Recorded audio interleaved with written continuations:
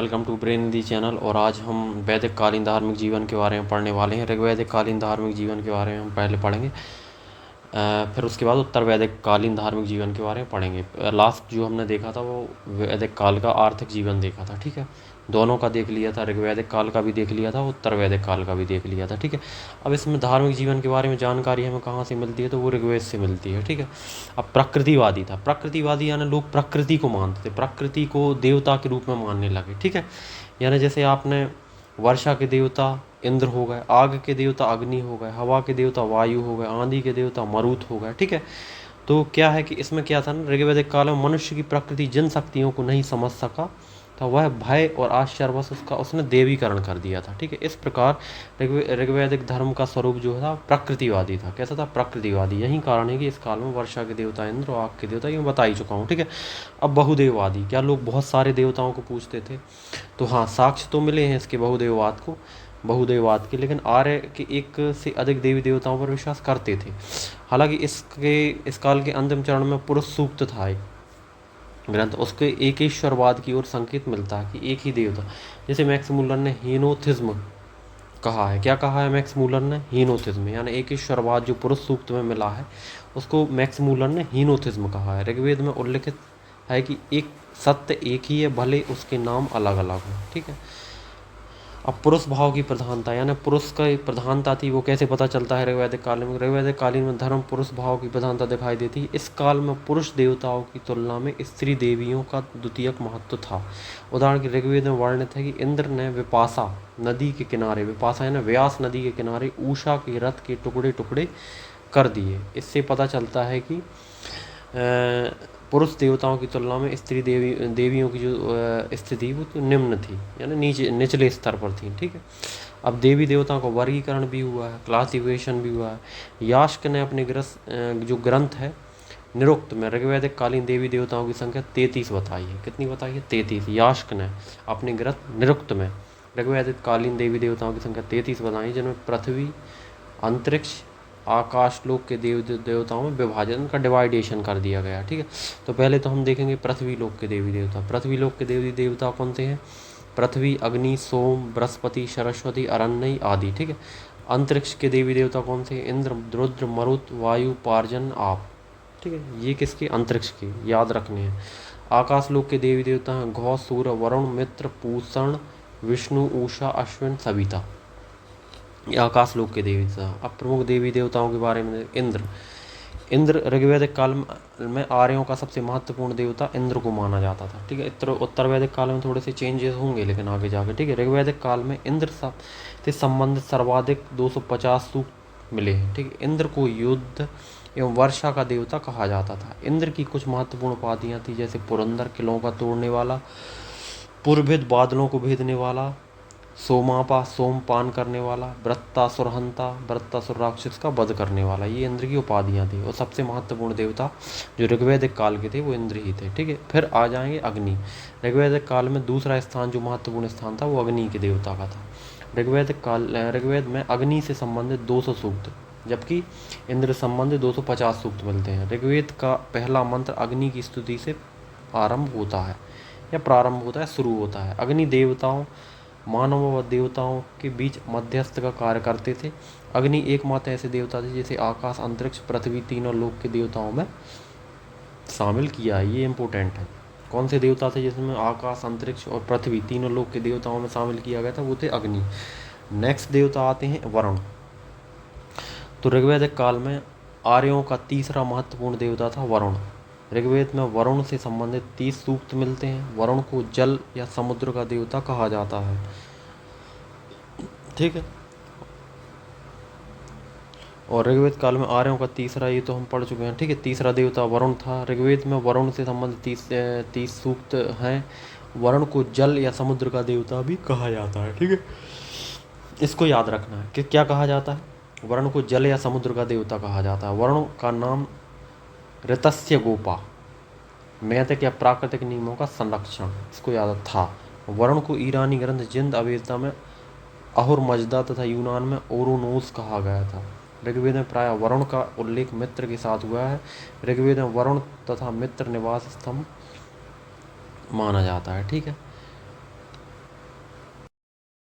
अन्य महत्वपूर्ण देवी देवताओं पर, ठीक है। तो घौ जो देवता थे वो किसके देवता थे? आर्यों की सबसे प्राचीन देवता को घौ कहा जाता था, ठीक है। पूषण जो होते थे वो पशुओं के देवता, पूषण से पशु याद रख सकते हैं, पशुओं के देवता पूषण। पारजन्य यानी बादलों के देवता, पारजन्य मतलब बादलों के देवता। मरुत मतलब आंधी तूफान के देवता। अश्विन मतलब चिकित्सा के देवता, चिकित्सक थे वो, चिकित्सक देवता माना जाता है, ठीक है। बृहस्पति बोले तो यज्ञ का देवता, बृहस्पति कौन थे? यज्ञ का देवता। विष्णु जो थे 3 पाँवों का देवता माना जाता था। रुद्र जो थे क्रोधी स्वभाव का देवता या शिव जी बोल सकते हैं। सूर्य जो थे तेजमान घोड़े का प्रतीक था।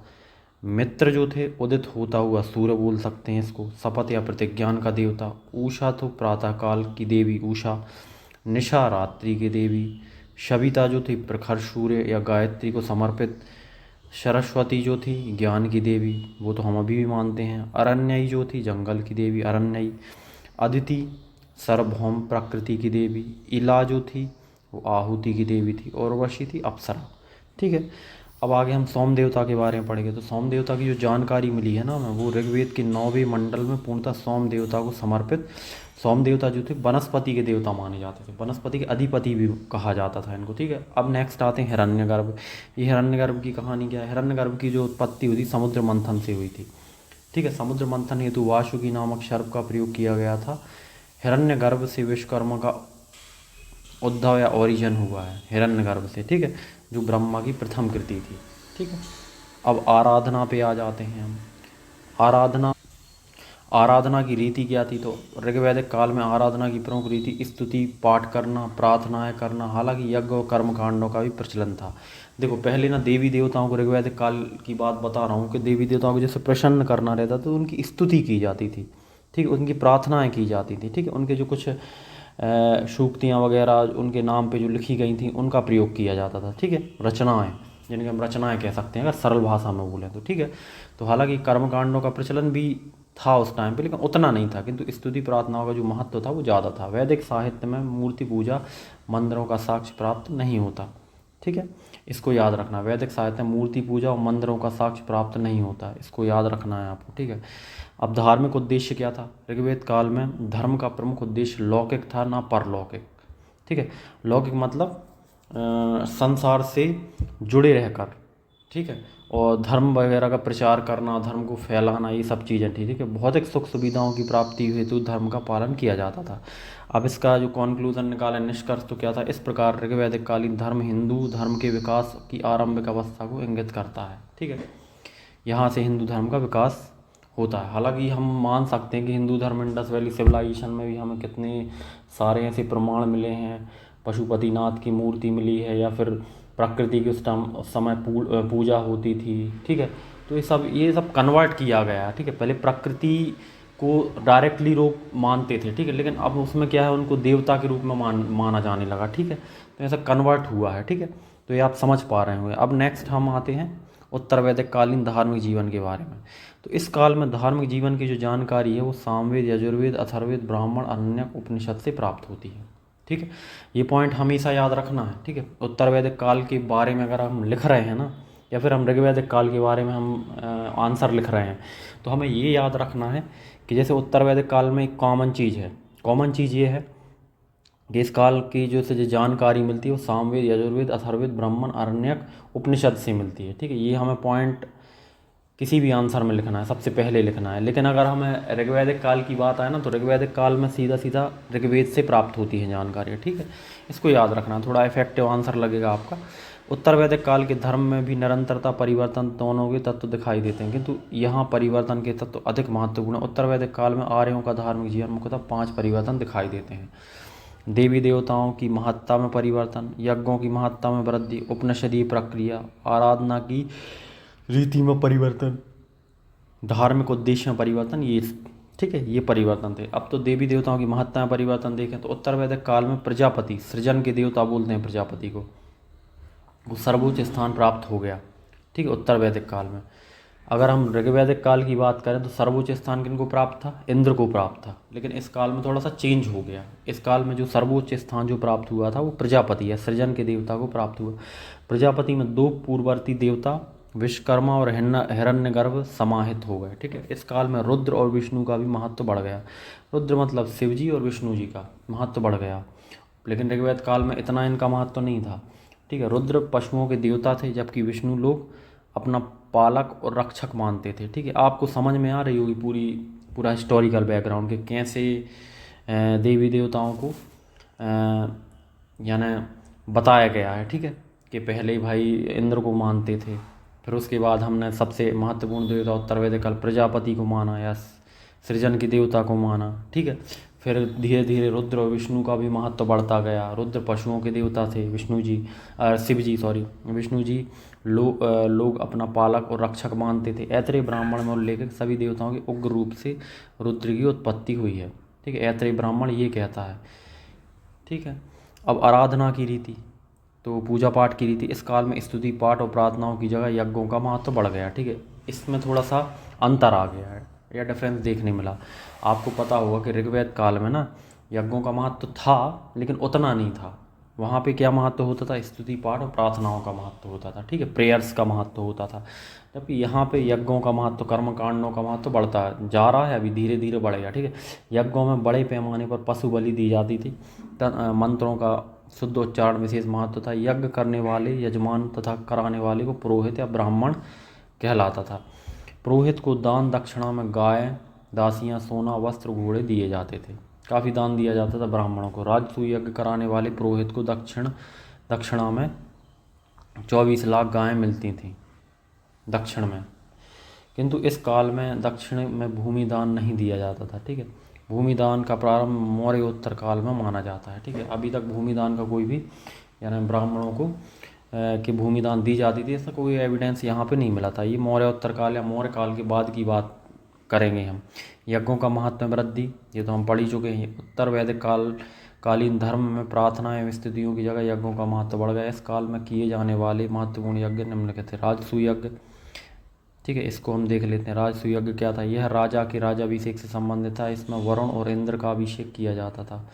दो देवता थे, वरुण और इंद्र, ये हम पढ़ भी चुके हैं। इनका क्या किया जाता? अभिषेक किया जाता। राजसूय यज्ञ के मध्य ही धूत कीड़ा का आयोजन किया जाता था। धूत कीड़ा का जो मतलब होता है ना, वो होता है जुआ वगैरह खेलना। ठीक है, ये सब चलता था, जिसमें राजा सहयोगी अक्षवाप नामक अधिकारी होता था। ठीक है, अश्वमेध यज्ञ यह उत्तर वैदिक कालीन में सर्वाधिक महत्वपूर्ण यज्ञ था। यह राजा की सार्वभौमिक सत्ता का प्रतीक था, यानी राजा अपनी शक्ति का प्रदर्शन इसमें करता था। ठीक है, अग्निष्टोम यज्ञ, इसे सोम यज्ञ भी कहते थे। यह ऋग्वैदिक काल में सबसे महत्वपूर्ण यज्ञ था। इसमें 11 पशुओं की बलि एवं सोम की आहुति दी जाती थी। सौत्रामणि यज्ञ या सौत्रामणि इंद्र की उपाधि, इस यज्ञ में पशु और सुरा की आहुति दी गई। पुरुषमेध यज्ञ या पुरुषमेध यज्ञ का प्रथम उल्लेख शतपथ ब्राह्मण में मिलता है। इस यज्ञ में सर्वाधिक 25 यूपों यज्ञ स्तंभ का निर्माण किया जाता था। 11 पंच पशु यज्ञ, इस यज्ञ में 5 पशुओं भेड़, बकरा, घोड़ा, बैल, मनुष्य की बलि दी जाती, किंतु गाय की नहीं दी जाती थी। धार्मिक उद्देश्य में परिवर्तन, उत्तर वैदिक कालीन धर्म में लौकिक उद्देश्य के साथ साथ परलौकिक उद्देश्य भी महत्वपूर्ण हो गया। वहाँ पे क्या था? सिर्फ लौकिक उद्देश्य महत्वपूर्ण था, परलौकिक नहीं। लेकिन यहाँ पे परलौकिक उद्देश्य, अर्थात इस काल में भौतिक सुख सुविधाओं के अतिरिक्त स्वर्ग मोक्ष प्राप्ति हेतु धार्मिक क्रियाकलापों का भी पालन किया जाता था। ठीक है, अब मोक्ष की भी बात करने लगे लोग। भौतिक सुख सुविधाएं तो थी उस टाइम पे, लेकिन हम मोक्ष की बात करने। उपनिषदीय प्रक्रिया में हम देखेंगे कि क्या रिएक्शन था। वैदिक काल के अंतिम दौर में पुरोहितों के प्रभुत्व तथा याज्ञ कर्मकांडों के विरुद्ध उपनिषदीय प्रतिक्रिया हुई, जिसका चरम जैन और बौद्ध आंदोलनों में दिखाई देता है। ठीक है, मुंडकोपनिषद में यज्ञों को टूटी फूटी नौकाओं के समान कहा गया है। इसको याद रखना है, ये प्रीलिम्स में आ जाता है, खासकर MPPSC वाले याद रखेंगे। ठीक है ना, क्योंकि उपनिषद जोड़ा गया है। तो मुंडकोपनिषद में ना यज्ञों को क्या कहा गया है? टूटी फूटी नौका कहा गया है। ठीक है, इसको याद रखना है आपको, इम्पोर्टेंट है। आगे बढ़ते हैं। अतः यज्ञों के द्वारा भाव सागर रूपी जीवन को पार करके मोक्ष प्राप्त नहीं किया जाता, यानी किया जा सकता। उपनिषदों में जीवन का चरम लक्ष्य मोक्ष प्राप्त करना माना गया है। आगे बढ़ते हैं। जो यज्ञ मार्ग से ही प्राप्त हो सकता है। यहाँ ज्ञान का तात्पर्य ब्रह्म एवं आत्मा के बीच अद्वैतवाद का ज्ञान है। ठीक है, निष्कर्ष क्या निकलता है इसका? कि इस प्रकार उत्तर वैदिक काल में धर्म के कुछ ऐसे महत्वपूर्ण परिवर्तन हुए जिसमें वर्तमान काल के धर्म का स्वरूप निश्चित कर दिया था। साथ ही इस काल में यज्ञों में अत्यधिक मात्रा में पशु बलि दिए जाने के कारण शीघ्र ही इसके विरोध स्वरूप धार्मिक संप्रदाय जैसे बौद्ध जैन संप्रदायों का यानी कुछ कर्म कांडों के कारण दो धर्म का ओरिजिन हुआ था। उस टाइम पे कुछ ज़्यादा ही लोग पशुओं की बलि जानवरों को मारने लगे। इस कारण से ना जैन और बौद्ध धर्म का जो है ओरिजिन हुआ। ठीक है, ये सब तो हम देख चुके हैं। इसी के साथ ना हमारा ये पूरा टॉपिक ख़त्म होता है। आज का ये चैप्टर पूरा यानी पूरा वैदिक काल ही ख़त्म हो गया है। अब हम कुछ क्वेश्चंस डिस्कस करेंगे, ठीक है, वो मैं बता दूंगा आपको अगली क्लास में। कुछ भी क्वेरीज हो, कुछ भी डाउट्स हो, आप कमेंट बॉक्स में पूछ सकते हैं। Thank you.